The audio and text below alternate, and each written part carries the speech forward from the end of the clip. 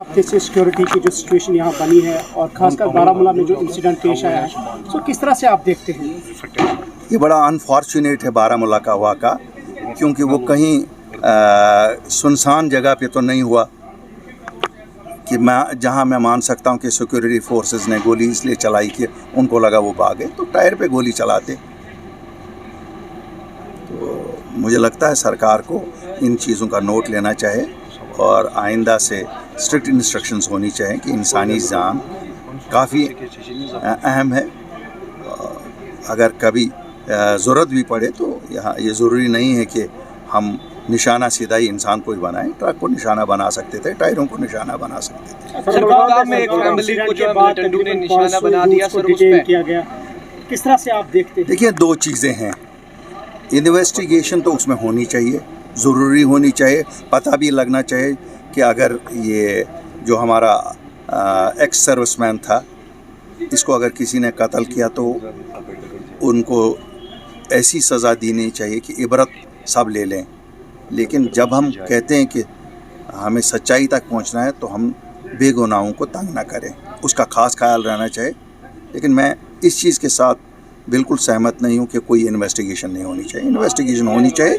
Investigation में जैसे उसमें मुलविस पाया जाए उनको पूरा सज़ा देनी चाहिए।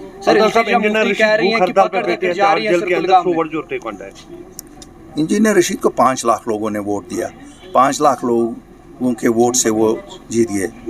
मुझे लगता है कि हिंदुस्तान के वज़ीर दाखिला को इसमें इंटरवीन करना चाहिए ताकि उसे इंसाफ मिले। और जिस तरह केजरीवाल या बाकियों को केस चलते हुए भी छोड़ा गया है, या बम्बई में काफ़ी सारे पॉलिटिकल एक्टिविस्ट को छोड़ा गया है, तो इनको भी छोड़ना चाहिए। आखिरी सवाल अल्ताफ साहब, ये जो डबल गवर्नमेंट सिस्टम अभी चल रहा है यहाँ पे, एक साइड हम देख रहे हैं कि हुकूमती सतह पर कहा जा रहा है कि over the period of time या थोड़ा वेट करें तो सब मामला हल होंगे। किस तरह से आप देखते हैं? एंड लॉन्ग टर्म में 5 साल के लिए हुकूमत है, कहीं स्टेटहुड नज़र आ रहा है आपको कि शायद मिलने की तवक्कात है? देखिए, वो तो जो सरकार में बैठे हैं उनको हमसे ज़्यादा पता होगी, लेकिन हमें ये मालूम है कि ये अपनी पार्टी के कोर एजेंडा में 3 ही चीज़ें थी: protection of land, protection of jobs और स्टेटहुड। अल्लाह के फजल से 2 चीज़ें तो हमने लाई लोगों के लिए। चूँकि लोगों को उनके लिए लड़ना नहीं पड़ा, इसलिए लोगों को कभी एहसास नहीं हुआ कि अल्ताफ़ बुखारी और अपनी पार्टी वो जमात है जिनकी वजह से आज उनकी ज़मीनें उनकी हैं। वरना इन पिछले 5 सालों में आधा हिंदुस्तान आया होता और उन्होंने वो ज़मीनें खरीदी होती। लोगों ने उसके बदले में हमें क्या दिया? पॉलिटिकल जो हमारे विरोधी थे उन्होंने हमारे ख़िलाफ़ इल्ज़ाम तराशी की कि ये दिल्ली के प्रॉक्सीज़ है यहाँ। अरे मेरे भाइयों, आपकी बात दिल्ली में ना करें तो इस्लामाबाद में करें, आपकी बात वाशिंगटन में करें। करनी तो दिल्ली से ही बात है। हम तो पहले भी कहते थे, आज तो नेशनल कॉन्फ्रेंस वाले पेड़ों पे चढ़ के कहते हैं कि हमें दिल्ली के साथ ही बात करनी है, जो कुछ मिलेगा दिल्ली से मिलेगा। आज तो सब नेशनल कॉन्फ्रेंस के चीफ मिनिस्टर से लेकर उनके सदर फारूक साहब तक सब कहते हैं। तो क्या ये दिल्ली के सब बीजेपी के एजेंट हैं? लोगों ने खुद को धोखा दिया, अपनी पार्टी को न ला के लोगों ने खुद को धोखा दिया। क्यों? हमें वो हिम्मत भी थी, हौसला भी था और तरीका भी था कि कैसे जम्मू कश्मीर के लोगों को अपना वो आइडेंटिटी वापस दिलाएं जो उनको डाउनग्रेड करके 2019 में ली गई।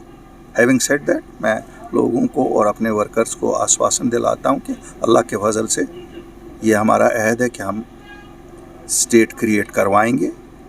जम्मू कश्मीर की रियासत वापस एक रियासत होगी और उसके लिए मेरे वर्कर तैयार हैं, हमारे लोग तैयार हैं कि इन लोगों से नहीं होगा जो इक़्तिदार में बैठे। कुछ कहती है बीजेपी वालों के पास लॉ एंड ऑर्डर यहाँ का है, तो उनको बताओ पिछले 7 साल से तो वो इक़्तिदार में थे, वो क्या कहते हैं? पिछले 7 साल से तो उनका सिक्योरिटी के इंचार्ज वो हैं। ये इल्ज़ाम तराशी कब तक? ये जो मीरवाइज फारूक साहब ने जो कश्मीरी पंडितों के हवाले से जो बहुत अच्छा इकदाम है। आपको याद होगा, मैं पिछले 5 साल में हमेशा आपके साथ ही बात करता रहा हूँ और मैं मुबारकबाद ही देता हूँ मीरवाइज साहब को, जो हमारे मजहबी पेशवा हैं। उन्होंने जो ये पेड़ा आप उठा लिया है, अगर हमारी कहीं उनको اس میں ہماری جماعت کی کوئی بھی اس میں ضرورت ہوگی ہم پیش ہیں. یہ ایک انسانی مسئلہ ہے اور اسے جب تک نہ حل کیا جائے تب تک یہ لنگرنگ رہے گا. Thank you so much.